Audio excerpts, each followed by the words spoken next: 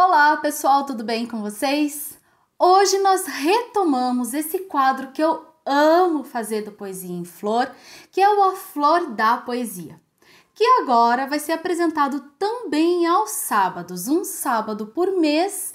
Eu pretendo estar entregando para todos nós um poema, um conto, enfim, algum trabalho literário de alguma dessas pessoas maravilhosas que estão lá todo dia entregando a sua arte nas nossas redes sociais. E hoje, retomando o trabalho com muito amor e carinho, eu trago um conto de Amanda Christensen.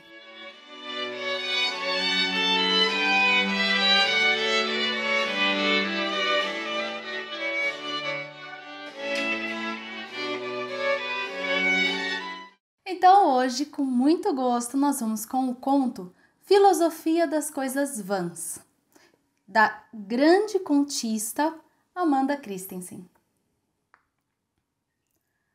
Para a pequena Lívia, que um dia leia. Às vezes, ouço passar o vento, e só de ouvir o vento passar, vale a pena ter nascido. Alberto Caeiro. Era domingo, e domingos, bem, são bem detestáveis. As pessoas morrem em demasia nas madrugadas de domingo.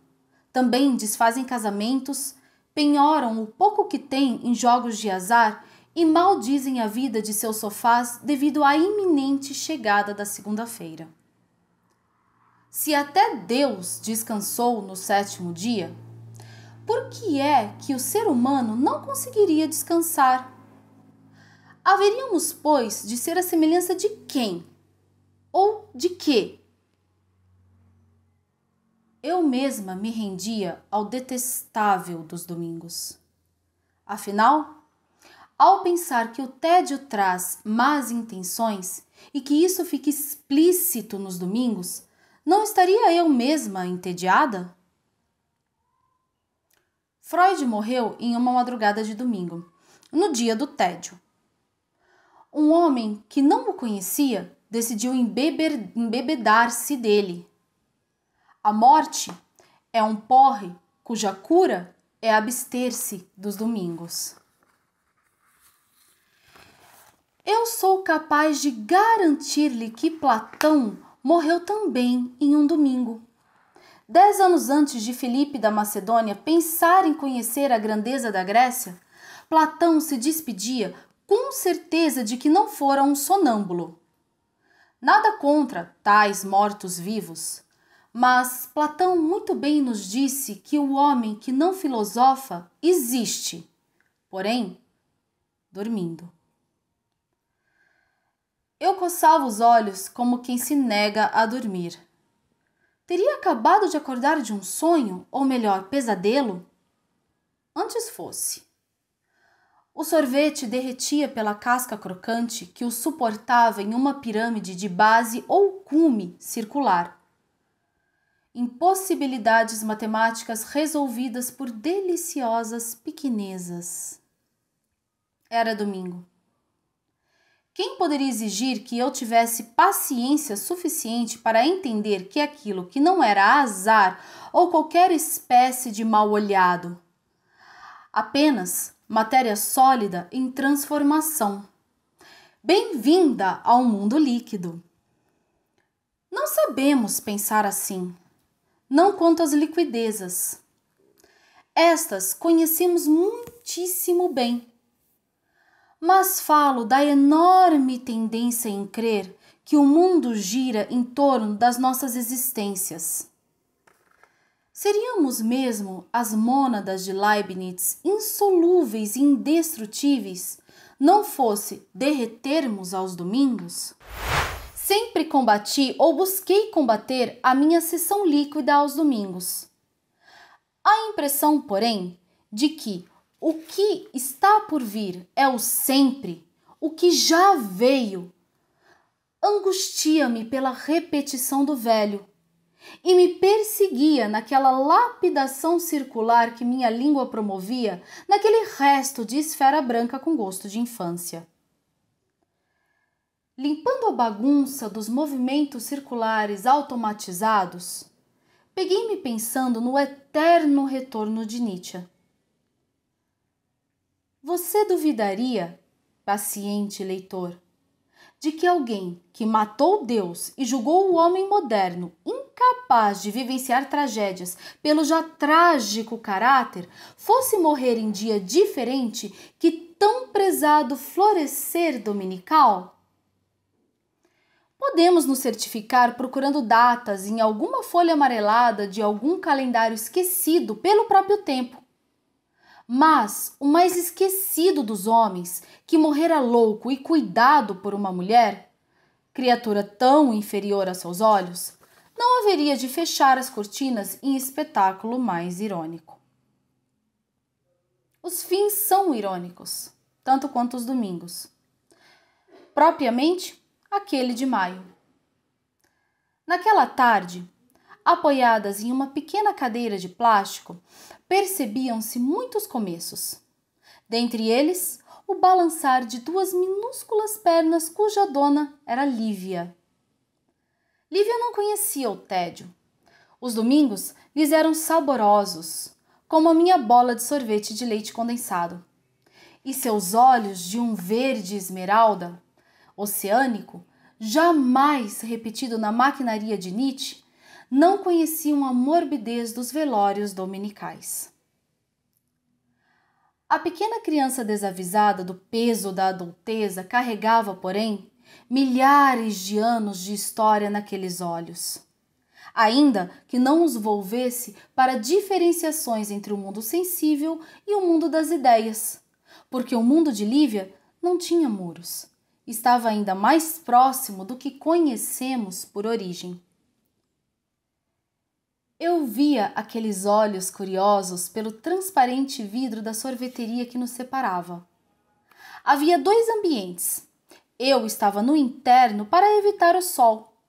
Ainda que estivesse nublado e minha pele não fosse tão branca, por algum motivo desconhecido, sou sensível à secura dos sóis e dos ventos, o que me faz sempre estar à espreita de sombras. Lívia era dos sóis e também dos ventos. E como rememorá-los me fazia bem. Sorrimos diante da beleza. Já percebeu, querido leitor?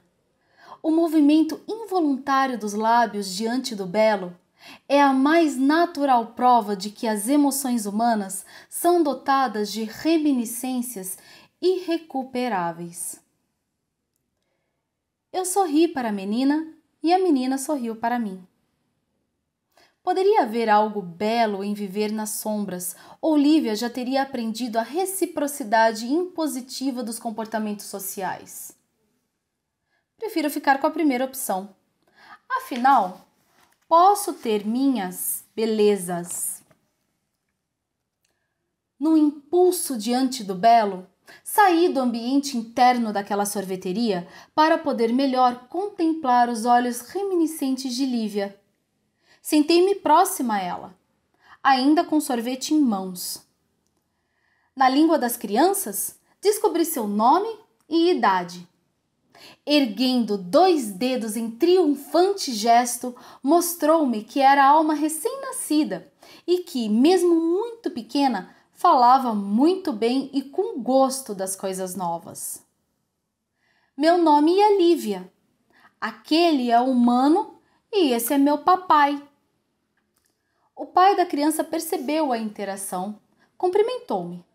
O irmão da pequena também, que se aproximou para exibir o novo brinquedo, uma bicicleta. Lívia apontou o objeto com desdém.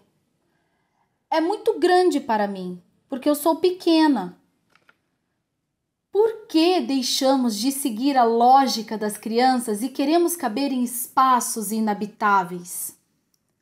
Eu só pude gargalhar diante da simplicidade da lógica de Lívia. Vendo meu rir, riu também.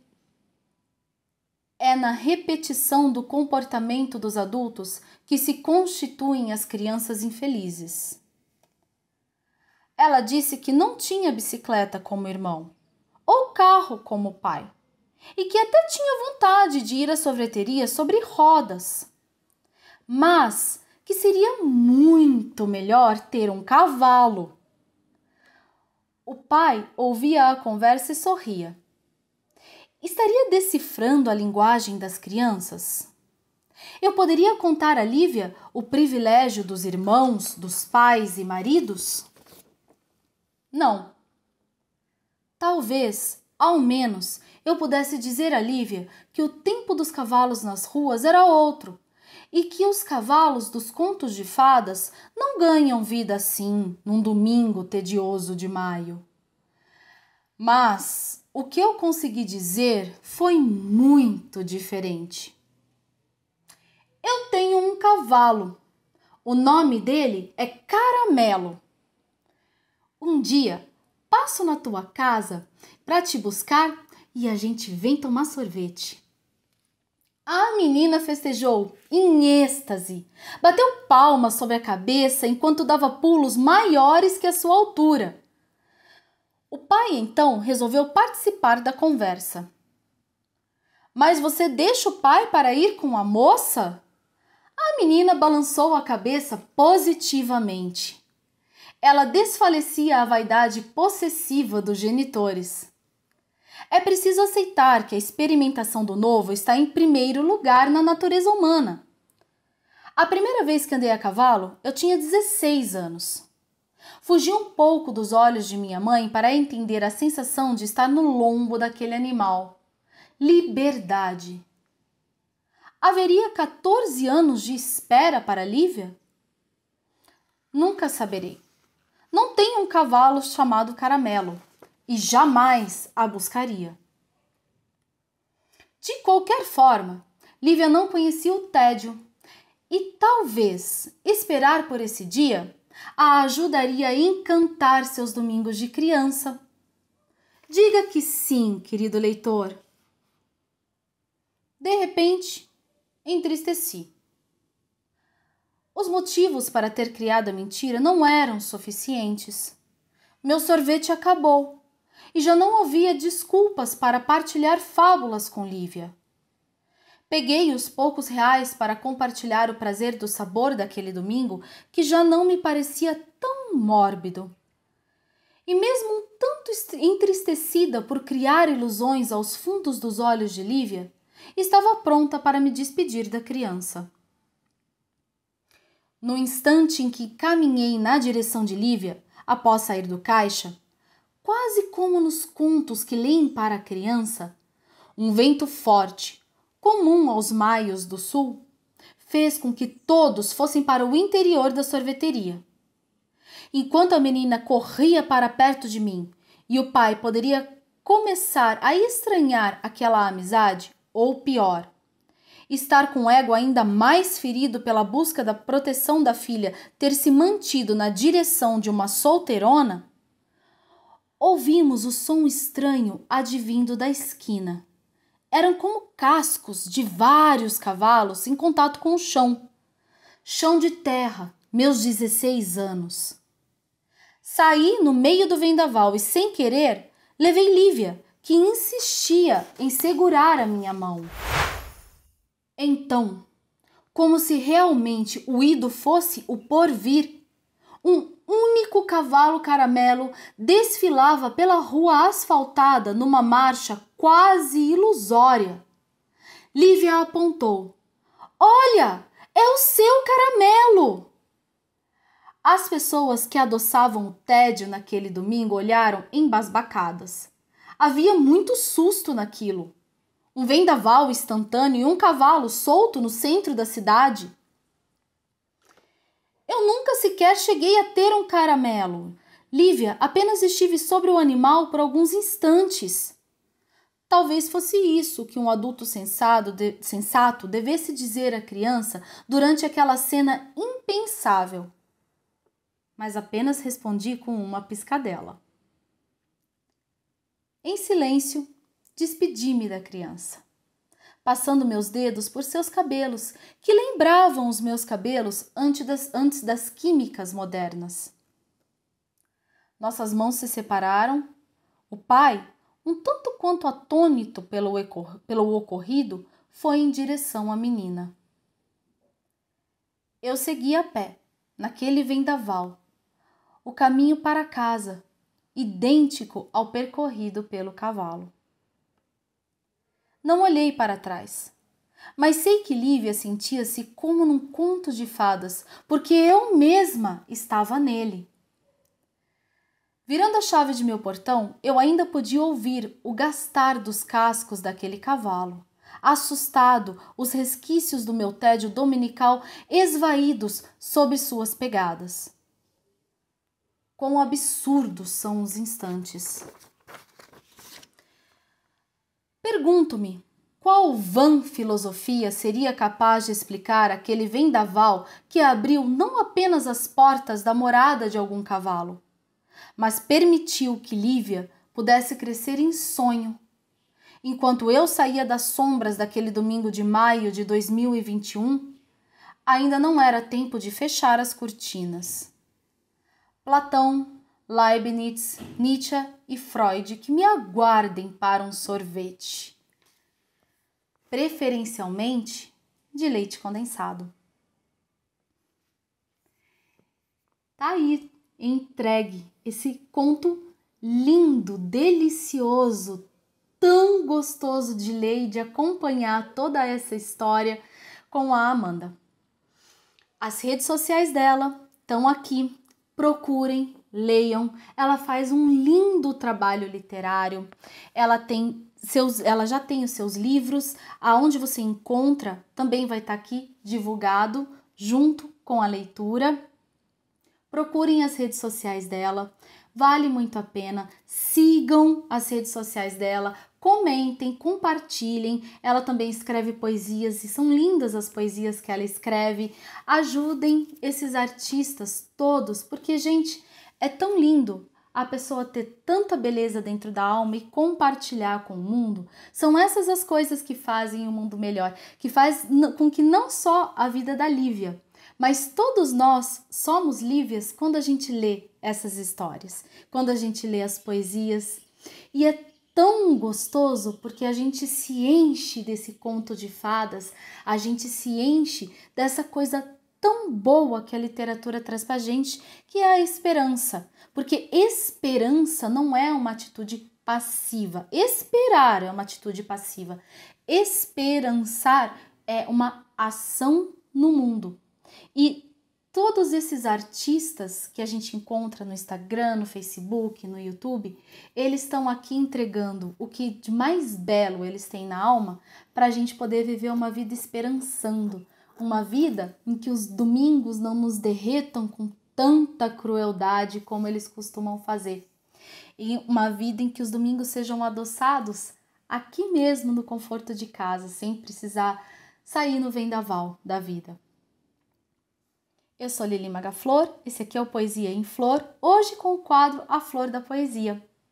Esse aqui é o seu canal de poesia no YouTube. Se é a primeira vez que você está chegando, seja muito bem-vindo.